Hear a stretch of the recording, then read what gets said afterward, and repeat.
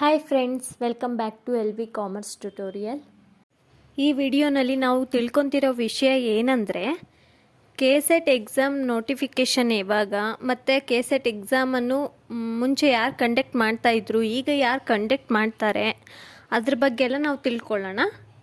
First ನಮಗೆ assistant professor exam ಬರೀಬೇಕು ಅಂತಂದರೆ ಅದಕ್ಕೆ ಎಕ್ಸಾಮ್ಗೆ ಎಲಿಜಿಬಲ್ ಆಗಬೇಕು ಅಂತಂದರೆ ಫಸ್ಟ್ ನಾವು kset ಆಗಲಿ NET ಆಗಲಿ ಅಥವಾ PhD ಆಗಲಿ ಕ್ಲಿಯರ್ ಮಾಡಲೇಬೇಕಾಗುತ್ತೆ. ಸೊ ಈ ವಿಷಯ ನಮಗೆಲ್ಲ ಗೊತ್ತೇ ಇದೆ. kset ಅಂದರೆ ಕರ್ನಾಟಕ ಸೆಟ್ ಎಕ್ಸಾಮನ್ನು UGC ಅವರು 2020 ಜನವರಿ 14ರಿಂದ ಆವಾಗ 2020ರಲ್ಲಿ 3 ವರ್ಷಗಳವರೆಗೆ ಅಂದರೆ ಪ್ರತಿ ವರ್ಷ ಒಂದು ಬಾರಿಗೆ ಕಂಡಕ್ಟ್ ಮಾಡಬೇಕು ಅಂತೇಳಿ UGC ಅವರು ಮೈಸೂರು ಯೂನಿವರ್ಸಿಟಿ ಅವರಿಗೆ ಮಾನ್ಯತೆಯನ್ನು ನೀಡಿರ್ತಾರೆ. ಆದರೆ ಅವರು 2020ರಲ್ಲಿ ಕಂಡಕ್ಟ್ ಮಾಡ್ತಾರೆ. ನೆಕ್ಸ್ಟ್ 2021 ಜುಲೈನಲ್ಲಿ ಕಂಡಕ್ಟ್ ಮಾಡಬೇಕಾದ್ರೆ 2021 ಜುಲೈನಲ್ಲಿ ನಡೆದ kset ಪರೀಕ್ಷೆಯಲ್ಲಿ ಅವ್ಯವಹಾರ ನಡೆದಿದೆ ಎಂದು ಹಾಗೂ ಆ ಪ್ರಕ್ರಿಯೆಗೆ ಮೈಸೂರು ವಿಶ್ವವಿದ್ಯಾಲಯದ kset ಪರೀಕ್ಷೆಯ ಸಂಯೋಜಕರು ಹಾಗೂ ಇತರರು ಸಂಪೂರ್ಣ ಹೊಣೆಗಾರರೆಂದು ದೂರುಗಳು ಬಂದಿರುವುದರಿಂದ ಅರ್ಹತೆ ಇರುವ ಪ್ರತಿಭಾವಂತ ಸಾವಿರಾರು ವಿದ್ಯಾರ್ಥಿಗಳಿಗೆ ಅನ್ಯಾಯವಾಗುವುದರಿಂದ ಹಾಗೂ ಮುಂದೆ ಬರುವ ಯುವ ಪೀಳಿಗೆಗೆ ಗುಣಮಟ್ಟದ ಶೈಕ್ಷಣಿಕ ವ್ಯವಸ್ಥೆ ಕಲ್ಪಿಸಲು kset ಪರೀಕ್ಷೆಯನ್ನು ಸ್ವತಂತ್ರ ಸಂಸ್ಥೆ ನಡೆಸುವುದು ಸೂಕ್ತವಾಗಿರುತ್ತದೆ. ಅಂದರೆ ಯಾವುದೇ ಯೂನಿವರ್ಸಿಟಿ ನಡೆಸುವುದಕ್ಕಿಂತಲೂ ಇದು ಬೆಟರ್, ಯಾವುದೇ ಸ್ವತಂತ್ರ ಸಂಸ್ಥೆ ನಡೆಸೋದು ಬೆಟರ್ ಅಂತೇಳಿ ಗೌರ್ನಮೆಂಟು 2022ನೇ kset ಎಕ್ಸಾಮನ್ನು KEAಗೆ ಆ ಸಂಸ್ಥೆಗೆ ನೀಡಿರುತ್ತೆ, ನೀವು ನಡೆಸಿ ಅಂತೇಳಿ ತೀರ್ಮಾನಿಸಿರುತ್ತೆ. KEA ಅಂತಂದರೆ ಕರ್ನಾಟಕ ಎಕ್ಸಾಮಿನೇಷನ್ ಅಥಾರಿಟಿ.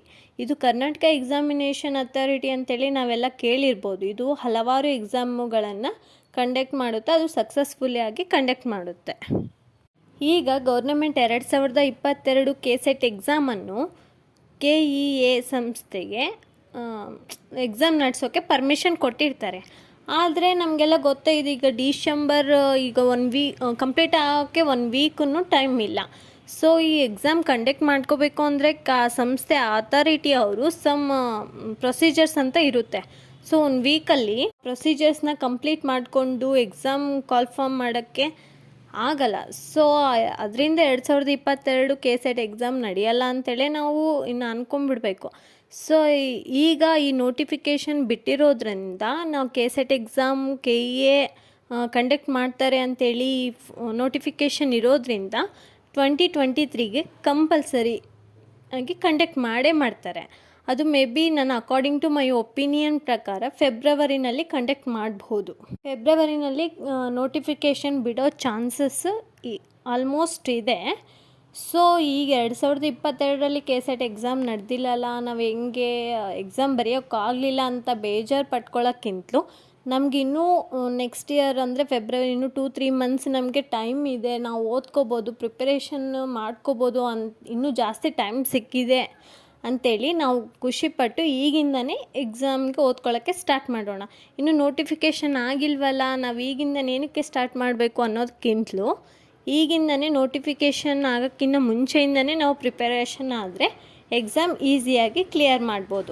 ನಮ್ಮ ಚಾನಲ್ನಲ್ಲಿ ಅಂದರೆ LV ಕಾಮರ್ಸ್ ಟ್ಯುಟೋರಿಯಲ್ ಚಾನಲಲ್ಲಿ ಇದು kset NET first paper and second paper commerce ವೀಡಿಯೋಸ್ನ ಅಪ್ಲೋಡ್ ಮಾಡ್ತಿರ್ತೀನಿ. ಈಗೂ ಒಂದು 8 ವೀಡಿಯೋಸ್ ಅಪ್ಲೋಡ್ ಆಗಿದೆ. ಬೇಕಾದ್ರೆ ನೀವು ಚೆಕ್ ಮಾಡಿ. ನೀವೆಲ್ಲ ಅದು ವೀಡಿಯೋಸ್ ಎಲ್ಲ ನೋಡಿಬಿಟ್ಟು ಇಷ್ಟ ಆದರೆ ಸಬ್ಸ್ಕ್ರೈಬ್ ಮಾಡಿ. ನಿಮ್ಗೇನಾದರೂ ಅದರಲ್ಲಿ ಡೌಟ್ಸ್ ಬಂತಂದರೆ ನಿಮ್ಮ ಕಾಮೆಂಟ್ ಸೆಕ್ಷನಲ್ಲಿ ಮೆನ್ಷನ್ ಮಾಡಿ. ಮತ್ತು ಯಾವುದು ನಿಮಗೆ ಯಾವ ಸಿಲೆಬಸ್ ಬೇಕು, ಯಾವ ಸಬ್ಜೆಕ್ಟ್ ಬೇಕು, ಅದ್ರ ಬಗ್ಗೆ ಎಕ್ಸ್ಪ್ಲೇನ್ ಬೇಕು ಅಂತಂದರೆ ಅದನ್ನು ನೀವು ಕಾಮೆಂಟ್ ಸೆಕ್ಷನಲ್ಲಿ ಮೆನ್ಷನ್ ಮಾಡಿದರೆ ನಾನು ನೋಡಿಬಿಟ್ಟು ವಿತ್ ಬ್ರೀಫ್ ಎಕ್ಸ್ಪ್ಲನೇಷನ್ ವಿಡಿಯೋ ಮಾಡಿ ಅಪ್ಲೋಡ್ ಮಾಡ್ತೀನಿ. Thank you for watching video. Please like, share and subscribe and hit the bell icon for you get more uploading videos. Thank you friends.